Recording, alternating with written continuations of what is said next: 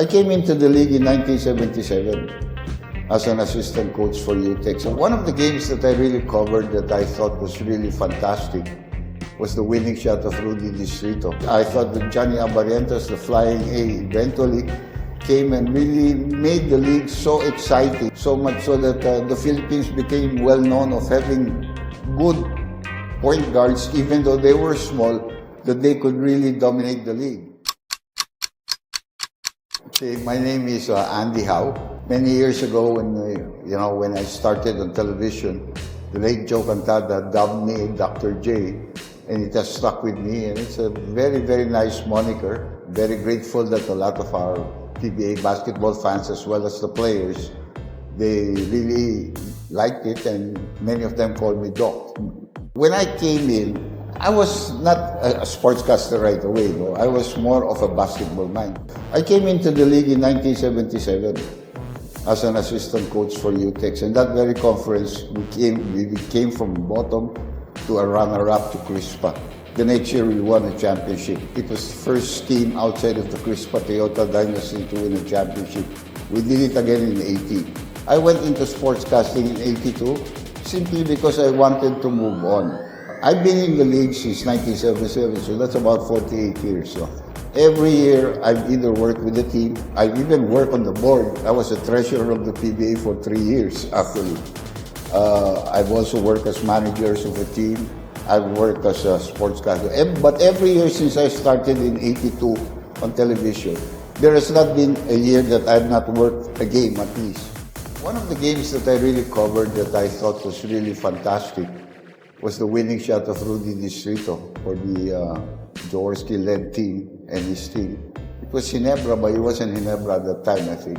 And they beat the very powerful tandem of Shell, which included Ronnie Magsano, Benji Paras, and Bobby Parks. And that was, you could see how the reaction of the crowd was. There were a lot of good games. Some of the championships of Den Pure Foods, as well as Alaska, was certainly memorable because you saw some of the most exciting players in our league. Who do you think are the most influential players you've witnessed in PBA's history?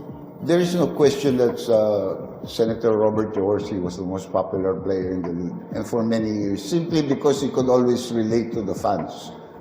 And he knew how to excite them as well as motivate them to come and look at him.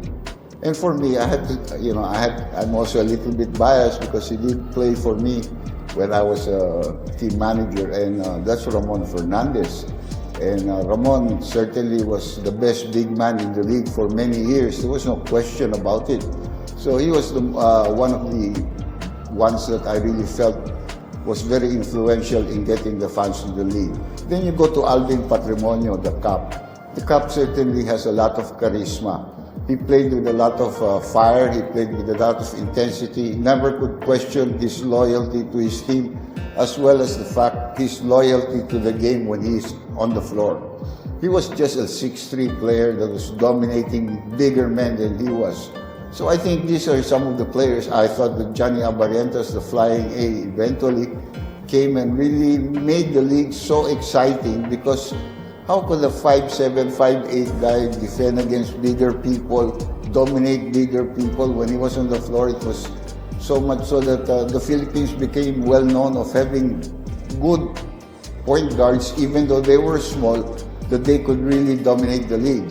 And in the present days, you look at Jason Castro. He is also a very exciting player, very humble, doesn't talk much, keeps to himself, but is always friendly to fans. Jimmy Alapag was a pretty good talker, and he was also very exciting, the Mighty Mouse. We have a lot of good players that influenced the league and certainly bought the Mark Kagiwa. We have to give Spark credit. I could go on, and probably, if I recall, there were certainly a lot of superstars that helped. Oh, by the way, the guy I'm working with, the triggerman, Alan Kaidik, was a hell of a player.